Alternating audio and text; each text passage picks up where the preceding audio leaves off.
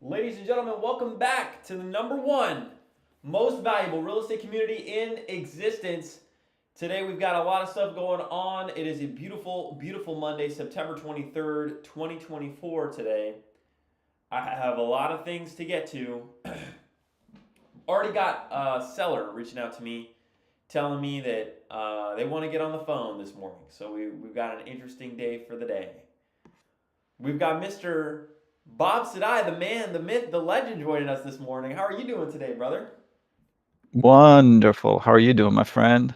Running and gunning. The day is getting started here. There you go. There you go. You're what, 3 hours ahead of me? 4 hours? 3 hours. Um, about four, I guess, because it's noon for me now. Yeah, 4 hours then. Cool. How are you What's doing? gun? What's I'm doing great. I'm doing great. No complaints. That's perfect. Just getting ready for another beautiful day, another beautiful week. Kicking it off. It's 8 o'clock my time, so just about to have a little bit of breakfast. Today is our team meetings. I got a bunch of meetings that I got to go through today, but got to knock them out to get to the real work. You know what I mean? But you got to keep the ship straight. So you got to make sure that you maintain everything. You got to make sure that you are taking care of all parts of the business. And this is one part. You can't just not look at one part and say, I'll take care of it later. Those will add up. And they will add up quickly. So, yeah, that's what I'll be doing today. What's going on with everybody else? Unfortunately, Stefan won't be able to make it today. He was on a 14-hour drive and just got home like literally a couple hours ago, so I told him go pass out. um, but he will be here hopefully on Wednesday. And we'll get to do some role plays then. But in the meanwhile, we can still do role plays, or we can answer questions, or just talk about real estate. Well, while What we does get everybody else want to talk about? some people to come and join us today, this has been one crazy week, Bob. I mean, I have like over 12 contracts right now, and a handful of them are Wow. listed. And I have one of them that's supposed to close on the 27th, and I told the guy it was a bit of a toss up. I got liens that I got to renegotiate on one deal that I was supposed to close last Friday. $31,000 lien came up. It's a 20K purchase price, and these are the situations you'll find yourself in, right? Where you got to Hmm. negotiate. So a lot of stuff going on today. That's awesome. So Cray says, I want to be more efficient and not waste time. That's great. What are you doing about it? How are you going to achieve that goal?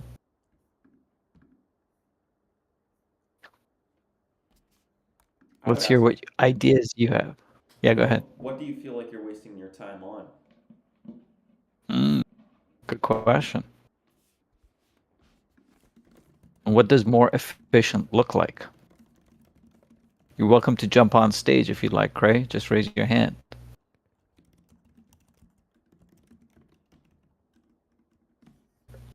Got the one and only AB in the audience today. Good morning, buddy.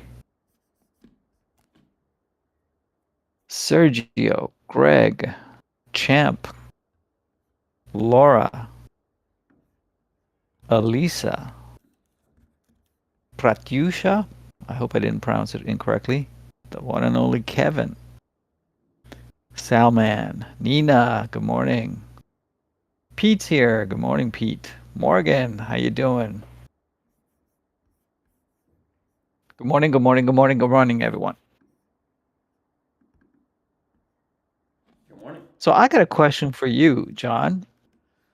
Absolutely. Um, we were having a walkthrough of a house this morning, and the seller was supposed to let us in at 10 o'clock. This is in Charlotte, North Carolina.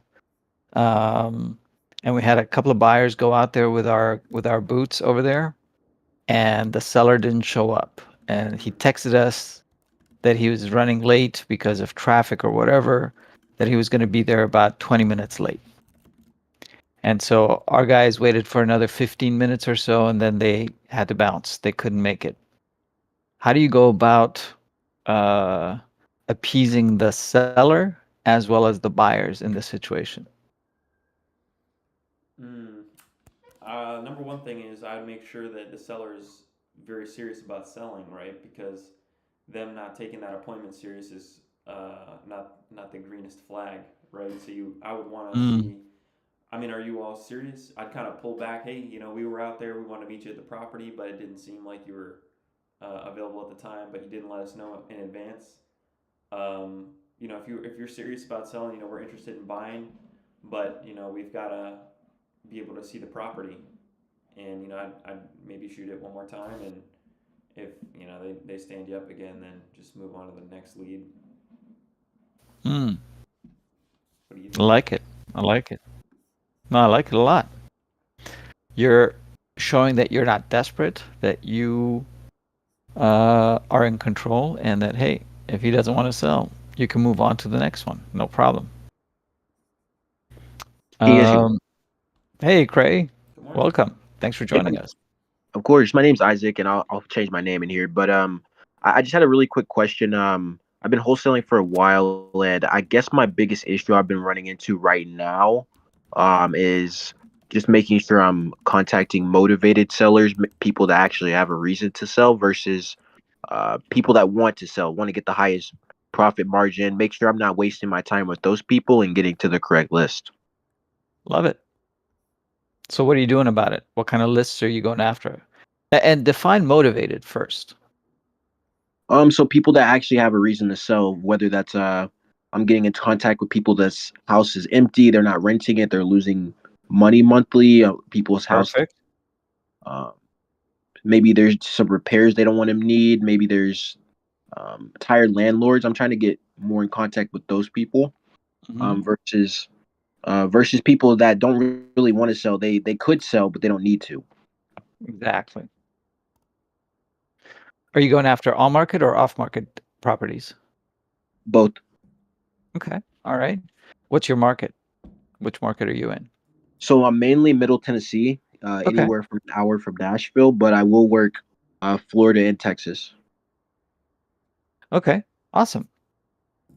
And so the lists that you're going after, what kind of results are you getting? How are you reaching out to them, first of all? So I'm cold calling if they don't answer, or I hear their name in the voicemail. I'll send them a text message. Okay. So cold calling and text messaging. Yes. Okay. And what's been the results? Are you keeping your track of your KPIs? So I'm doing a better job at that, getting Great. organized and keeping track of that. I know that's important. Um, I've done some deals, but I'm not getting the consistency that I want. I guess that's where I'm at. Okay. How many cold calls are you making? So I've pushed it up recently to like 100 a day. Okay. Okay. Are you doing the cold calling yourself, or do you have someone doing it for you? I'm doing it myself. Okay. All right. And out of the 100 calls that you make, how many actual conversations do you have? I'm having a couple a day, so definitely not where I need to. I definitely need to get in touch with more people, maybe ramp that 100 or even up more. Mhm. Um, but a lot of the people I'm talking to, they just don't have a motivation to sell, or um, they're not looking to sell. Maybe I'm not dialing the right list. What lists are you going after? Vacant, Okay. um, pretty much vacant. Sometimes out of state odor. Why don't you combine them? Have vacant properties that have out-of-state owners. I'm doing those as well. So you're combining them? Yes, I'm doing separate and together. Okay. All right. Um, and then are there any other lists that you think you can go after? I guess that's my question. That's kind of been my bread and butter. I know if it's vacant, they're not making money off of it. Mhm. Um, so maybe they're looking to sell. Maybe they can't rent it. I'm trying to find out their situation. Um, but I guess really trying to figure out what other niche to target. I mean, there are so many different niches that you can go after. The one that you're going after is pretty good. You just need the numbers for it. And if you're going after Middle Tennessee, how many vacant out-of-state owners are there? Vacant properties. There's some. There's not a ton, but there's definitely some. Okay. So by you just going after that one list in Middle Tennessee, you're limiting yourself to the number. This is a numbers game, right? So the more opportunities that you have Mhm. of making those calls, the better chance that you have of getting to your goals. What is your goal, by the way? How many deals you want to do? So right now my goal is 3 deals a month. Okay, perfect. And in order to get 3 deals a month, how many properties do you need to put under contract to get three deals to the closing line, Probably finish line? probably at least 10. 10. Okay. So that means that your success rate or your closing rate is 30%, right? That's kind of low. Why is that? Um, I don't know. I right now sometimes I put things under contract. Typically on market, sometimes I might have it a little too high and I have to cancel a contract. So, working on fixing that as well. Good. But also things do just happen, and we all know that some deals can like fall out. So I feel like around that 8 to 10 margin, you should be able to close like 3 or 4 of those. Okay. All right. So if at right now, let's fix the numbers first, and then we can fix the efficiency like you wanted. Protecting ourselves and making sure our numbers are good. There you go. Can I So make a suggestion as if well? you need, absolutely. I would wonder why, you're going after the on-market deals, right? What is it that you're offering to these people? You're just offering like a lower offer, but you got to ask yourself, well, what value am I going to offer to the buyer when I bring him this opportunity to invest, right? Oh, well, I mean, I could have negotiated this myself. It's already on the market. It's not exclusive, so it's not like it's your product. It's already sitting on the market. Um, and I mean, there's an agent involved, right? You're not direct to the seller, so you're not really in control of the terms of the agreement. Gotcha. I'll ask because it sounds like um, maybe you've done a few deals, but you're trying to like scale or you're trying to build some consistency. Why is it that you're even going after on market deals in the first place? I guess I have closed one deal on market. It was for sale by owner though, so Okay, it so wasn't let's break that down, right? For sale by owner is different than on market, right? right. It is listed, but it's not with an agent. Agents can really be like the breaking point of a deal, depending on how they're involved. Gotcha. At least from my experience, what I like to do, the way that I want to work with agents, is I want to negotiate an agreement that I can contract an agent to list that for me, right? I want to be the client of an agent, but I don't want to be on the other side of the closing table, battling the agent, right? Trying to negotiate with the agent.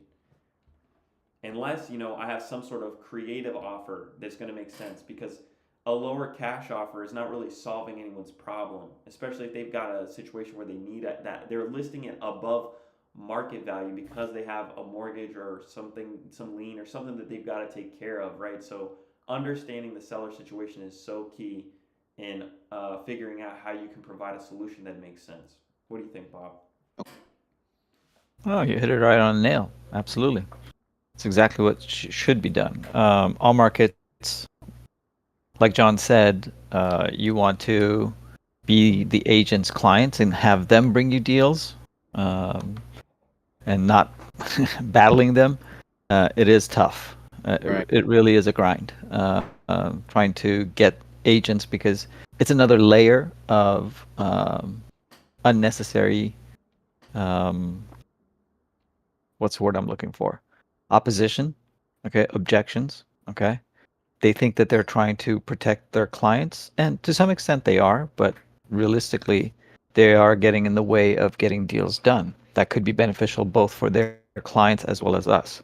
But now there's another layer that you're looking at, which is their commission. So they want to protect their commission as well and make as much as possible on it. So that's why with agents, you want to be on their side, like John says. Whereas with FSBOs, it's a little bit easier, but it's got its own challenges too, right? So you just have to balance and weigh which one's better.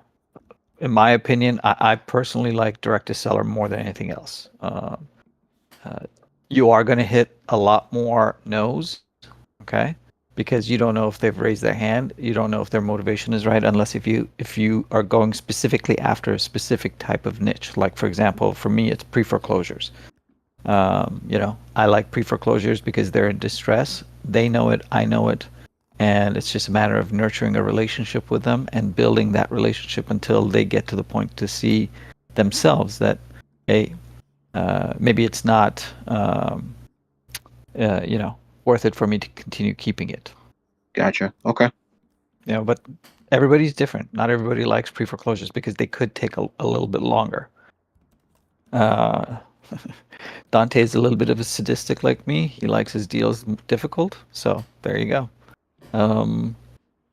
Yeah, No, title issues are great. that definitely provides some insight. I definitely on market is definitely tough. I'm usually looking for stuff that has issues and stuff that's posted on market. But like you said, there's an agent involved. They're trying to get their commissions right. They're trying to keep that price up if they can for it to sell. But I'll definitely keep that in mind. Yeah, and also, that's great. Yeah. Just make sure. So going back to the KPIs thing, okay? If you're closing 3 out of 10, okay, that means you need to get at least 10 properties under contract every month for you to close those 3. So until you get better at it, okay? And if you're going to do that, how many people or how many conversations do you need to have to put 10 properties under contract every month? That's a good question. Yeah. I'm not quite So sure. you need to find that out, okay? And then based on those conversations, okay, so let's say, just as an example, let's say it takes you 500 calls to get one property under contract, just as an example, okay? And everybody's different, okay? If you need 500 calls to put a property under contract, okay, then you need 5,000 calls or conversations to put 10 properties on a contract. Now divide that 5,000 by the number of days that you're going to be working. Let's say you work 20 days out of the week. That means that you need to contact, how many is that? 1,000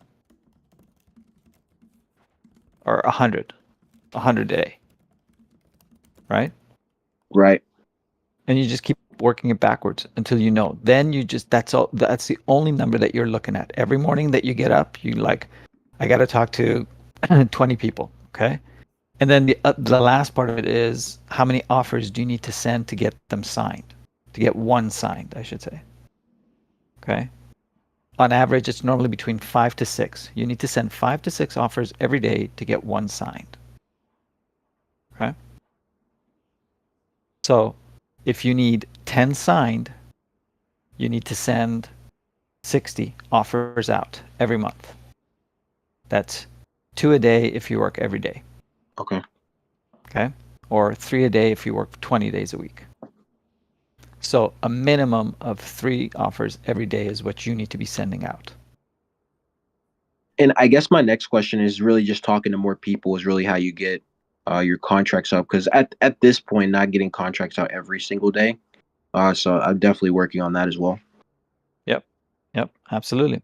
That's why you need to have the numbers. All right. Appreciate it, guys. Absolutely. Keep us posted on how it's going. Yep, put in the reps. Hey, good morning, Laura. We got Laura on the stage. Yes, we do. What would you What's say the about question? to somebody that I sat down and I read this agreement line by line, right, with this guy. He understood the agreement, he agreed to the agreement, he signed the agreement.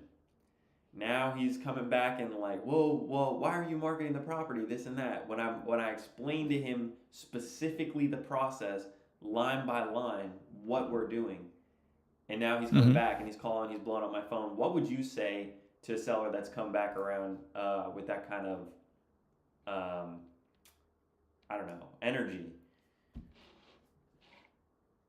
So I would um there are different ways, I guess, but I guess the one that I like is I would just act confused and go, I'm sorry, Mr. Seller, I'm a little confused. You and I actually spent the last 40 minutes, okay, on such and such day to go over the entire contract that I sent you. And we specifically went over this area as well.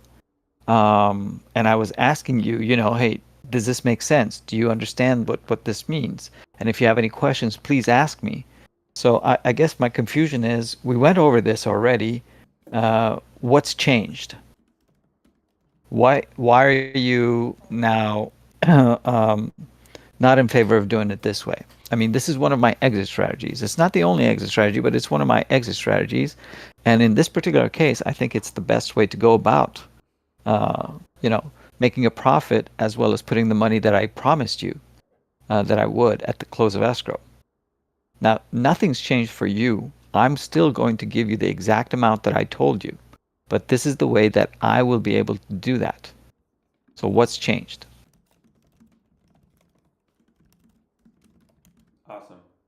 That's, I guess, how I would handle it.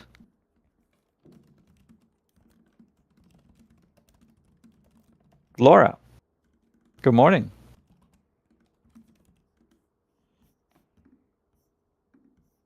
Tax delinquents, those are the ones I've primarily been focused on.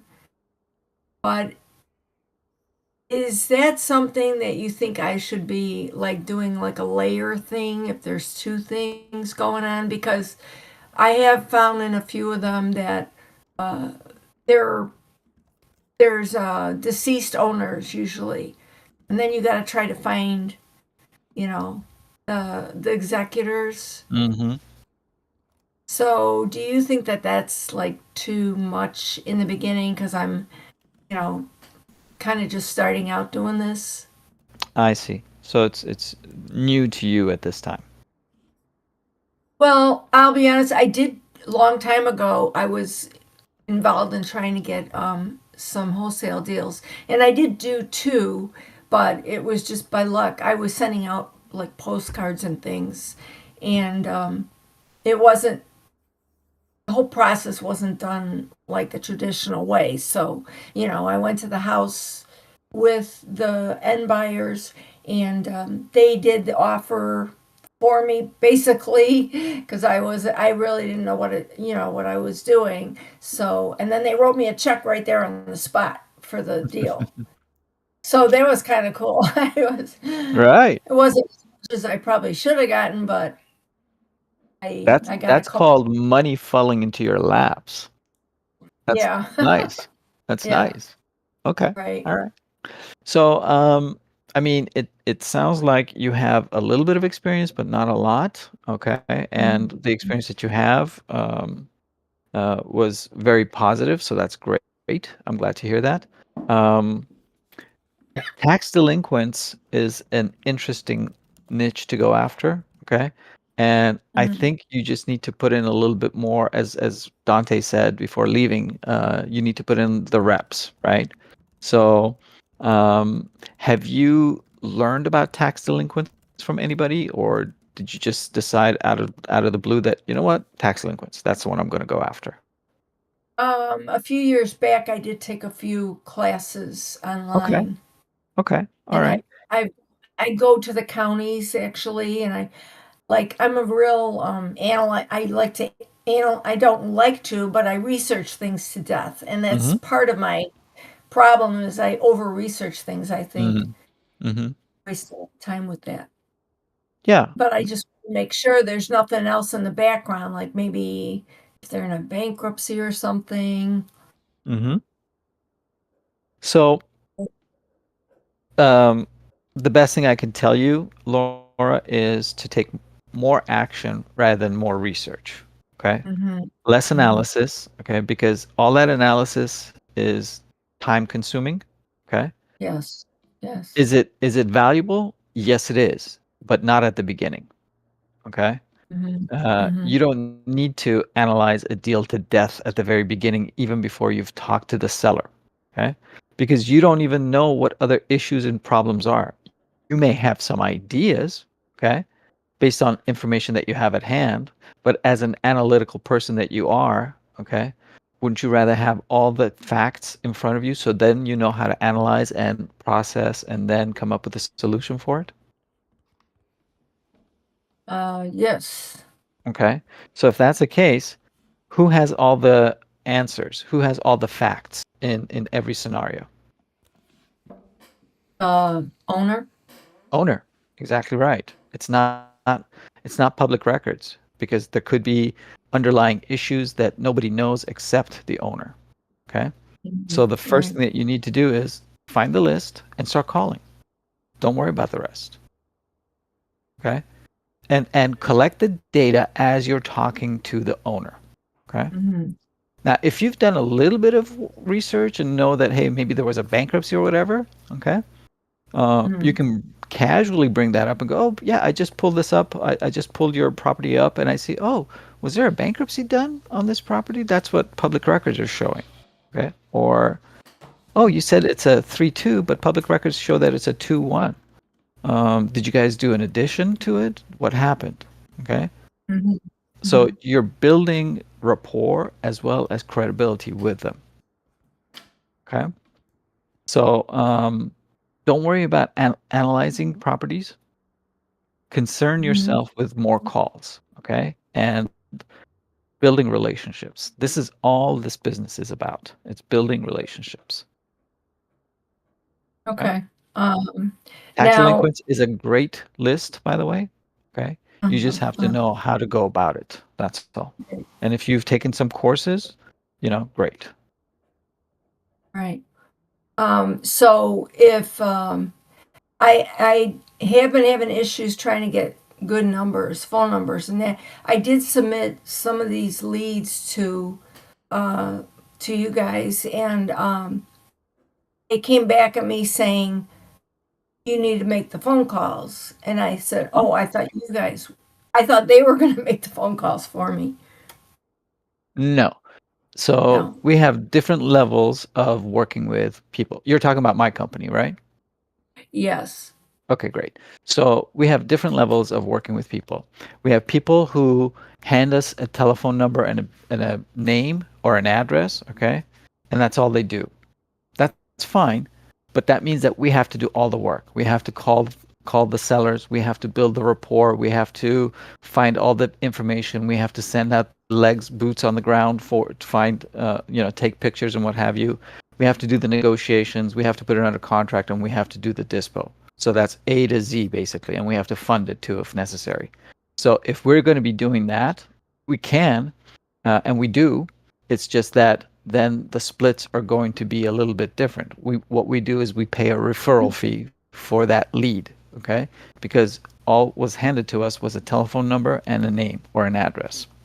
Now, the second way of working with us is you actually making the phone calls, building rapport, okay, and getting it to a point where you get actually stuck. Let's say, for example, they want 200,000, and we've worked with you and we've told you, look, the highest we can pay for this property is 110,000, okay? But they're stuck on 200. Now you don't know what to do. Now you bring it to us. Now we start doing the negotiations, but you've done quite a bit of the work, okay? So we do the negotiations, then we put it under contract, and then we dispo it. Now the splits are different. It's not just a referral fee, okay? Now you're acting as part of the team. So for those in our team, we pay 30% to you, 70% to us. Now, as you get better and better, okay, and you actually build rapport, negotiate, and put the property under contract, but don't know how to dispo it, you bring it to us for dispo. Now we split it 50-50. Okay, so it all depends on who does how much of the work. Okay, I submitted them with the phone numbers, and then I also did more research and sent that as well. Okay. So then they came back and said that I need to make the calls, and most of them I can't get a hold of the people. I actually went and approached somebody, which was pretty scary, on their driveway. So Oh, you went door knocking. Fantastic. All right, good job. it wasn't door knocking. They actually were standing in their driveway, and I just breathed deep and I went up there and talked, and the guy pretty much chased me off his property. That's okay. That happens, and that's fine. Okay. It's practice. Okay. It's Right. you have to keep doing it. Okay. And if that's too scary, take one step back. Okay. And realize what you need to do, and then take the next step forward. Okay. So it's Right. okay if you take one step back, so long as you always take two steps forward. Okay. So if it's easier for you to cold call, go ahead and call. Okay. If they don't answer and you feel like, hey, it's better if I go door knocking, okay, make sure you go there knowing what you're going to say. Practice before. Okay. So instead of spending time on analyzing, spend time on practicing your approach, your building relationships. Okay. So in tax delinquent, tax delinquents are very similar to pre-foreclosures. Okay. In that the people are in pain. Okay. They're about to lose their house. Okay. And instead of losing it to the lender, they're about to lose it to the county most of the times. Okay. So there you go there as an advocate for the homeowners. Okay. What kind of value can you add to them? Okay. To their situation. And so that's what you need to practice and learn. Okay. What do these people need? Okay. Which state are you in, Laura? Illinois. Illinois. Okay. Yeah. So in Illinois, I believe they have, I want to say 18 months, but I could be wrong, of, Jesus, the word escapes me right now. Redemption. Right. I think it's like 24 maybe. 24. Yeah, it's quite a long time. Okay. So in that stance, it's good because that means that you have time, okay, even after the house is sold, okay, to redeem the property back. Now, obviously, you got to pay penalties, you got to pay interest to the person who purchased it if it was bought, at the auction, okay. So, for me, in my opinion, the best time to hit tax delinquents, just like pre-foreclosures, is 30 days before the actual auction date, okay, to try to help them with that property before it goes to auction. However, tax delinquents, especially like in Illinois, if it's got a 24-month redemption period, you still have time even if it goes through auction, okay? So I would try to find out how to help them and help them that way. Yeah. I was aiming for the ones that are almost going to lose, like the tax buyer already paid their taxes almost the whole 2 years, and I approach them towards the very end. So at that point, they're probably not very happy, but they're stressed out. Anyway, So when you approach them, what you got to realize, Laura, is what kind of value can you bring them? What can you do to help them? They're angry, they're mad, they're whatever. Okay, they're going through a lot of emotions. What can you bring to them to bring a smile to their face? And I'm not talking about a joke. Yeah. Right? So learn or practice on the utilities, the things that you can bring to them that can be of benefit to them. Okay? And see if any of those helps them. Okay? At the very least, they see that, hey, you're actually trying to help them and not just trying to be, a vulture real estate investor who's there to just rob them of their house. Right? Because that's how they look at us. Right. Okay. So even you're an investor then to them, basically? Excuse me? Not even mention to them that you're an investor? No, never mention that you're an investor. You're a local home buyer. if you want to present yourself in any way, you're a local home buyer. Okay. But the word investor is associated with negative or derogatory feelings. Okay. Okay. Yes.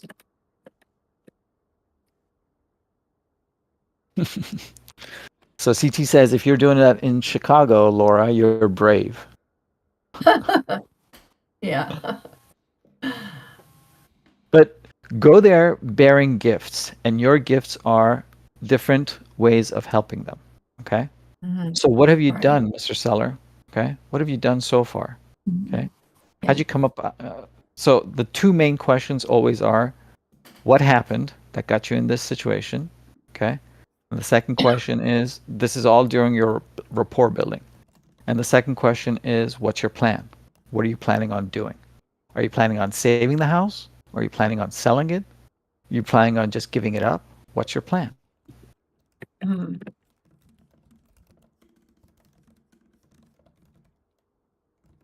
So find out how you can help them. Okay. Go search and do some research. If you want to do research on ways to help tax delinquent people. And guess what? You got a couple of nifty tools called AI, ChatGPT.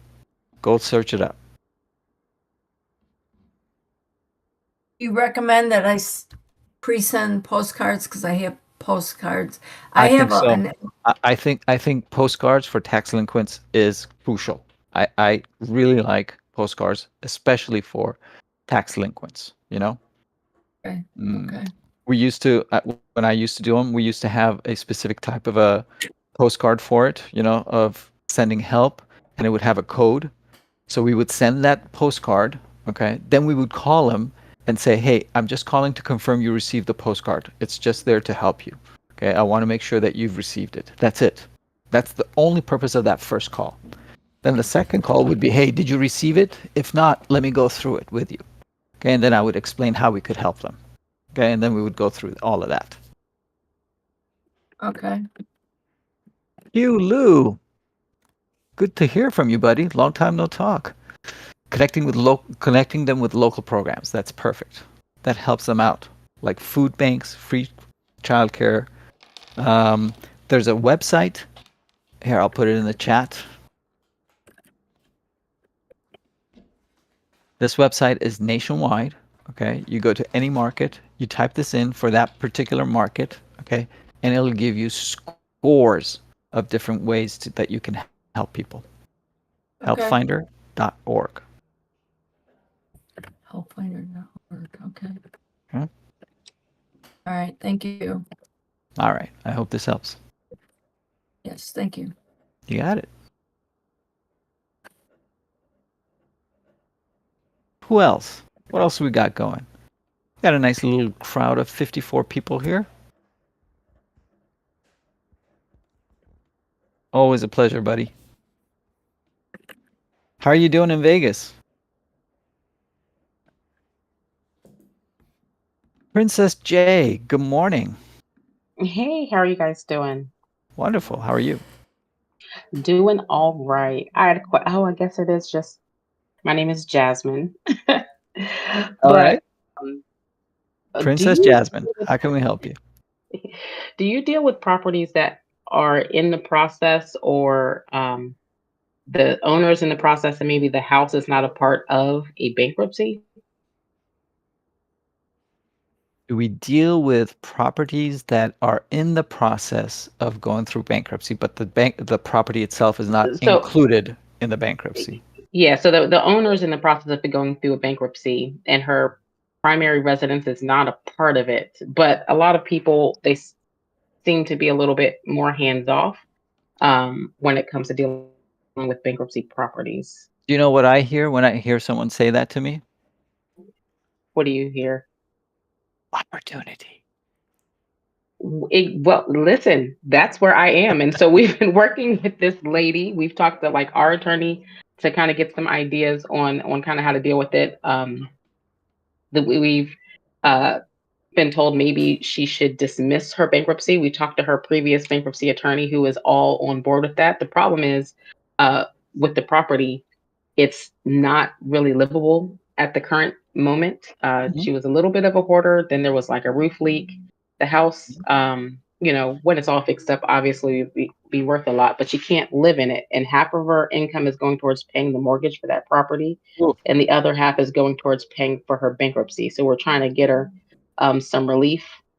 We had found someone who was interested in possibly doing like a subject to with her, because we were going to do just a straight wholesale situation, but was told that if she were to accept funds of that nature on her property, then they'd, I guess, increase the amount of her bankruptcy. Like basically, the part that they're forgiving, they'll ask for that part from her. So there's just like a lot of moving parts, but So I am not aware of the particulars of the property that you're talking about, for obviously. sure. Okay. But I can talk in general.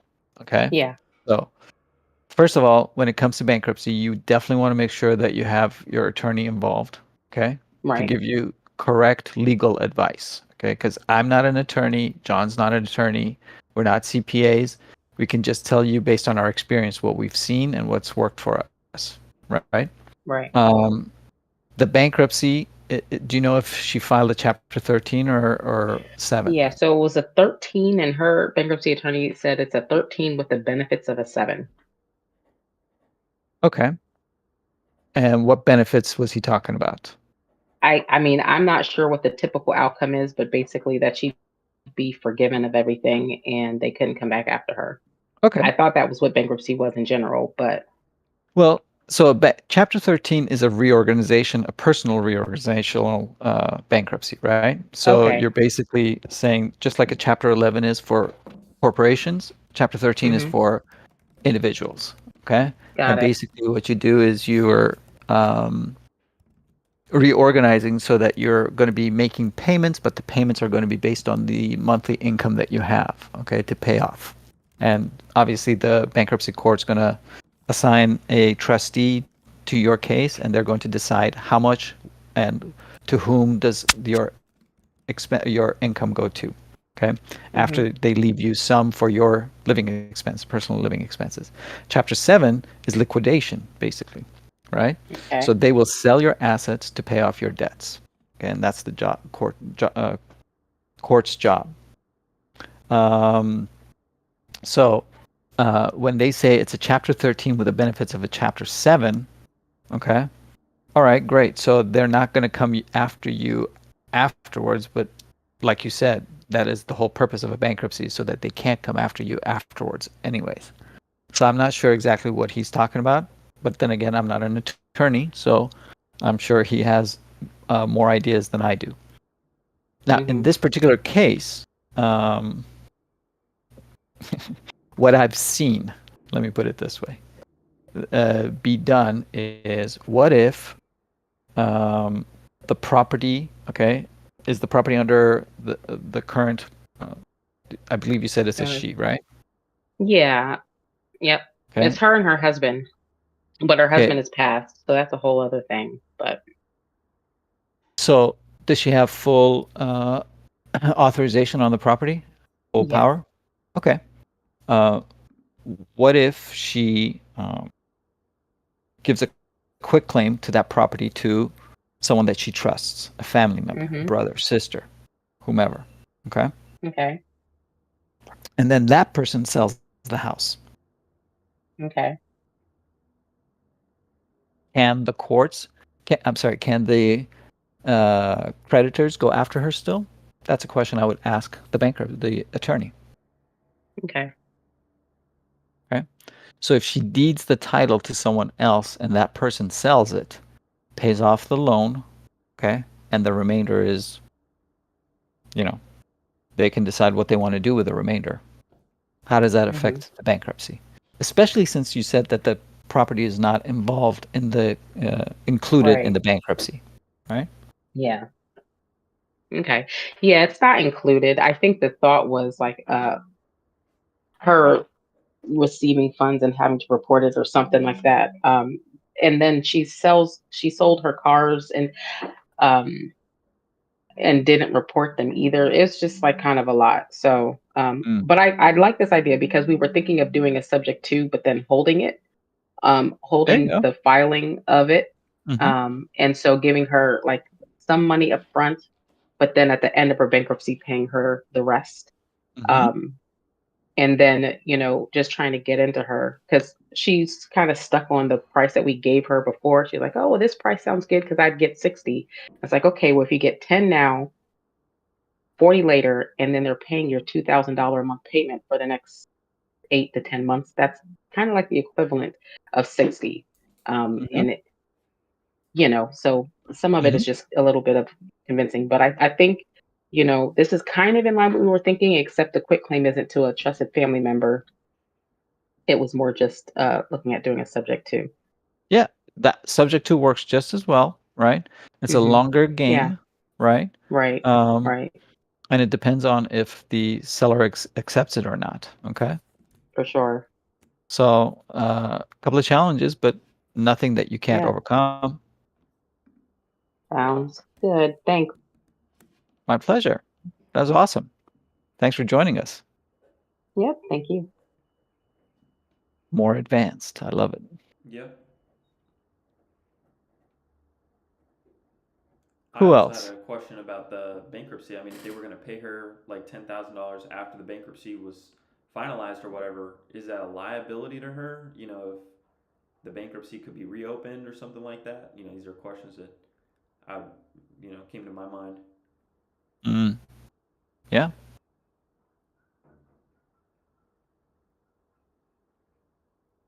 All right. Do we have any questions from anybody? Ladies and gentlemen, take advantage of this opportunity to raise your hand, come and join us up on the stage and ask your questions, share your progress, let people know who you are, what you do, and where you do it. You'd be surprised. Your future business partner might be in this very audience right now. So I'll raise my hand and say, I need some boots for Birmingham today. I know there are some people here. I have an agent out there that just walked a property for me. Oh, yeah? Yep. Awesome.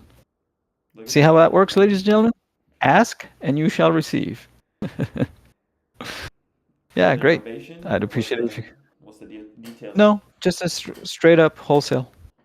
Okay. Have the property under contract. Just need to walk it now. Yeah, I'm sure she'd be happy to walk it. She was a little shocked this last property. Pitbull charged her or something along those lines Oof. with one of the sellers, so she said she didn't want to list it. I said, okay. Wow.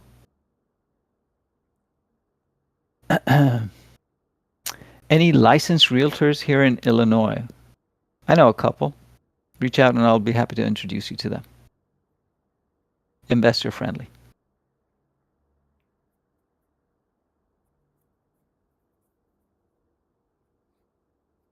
All right.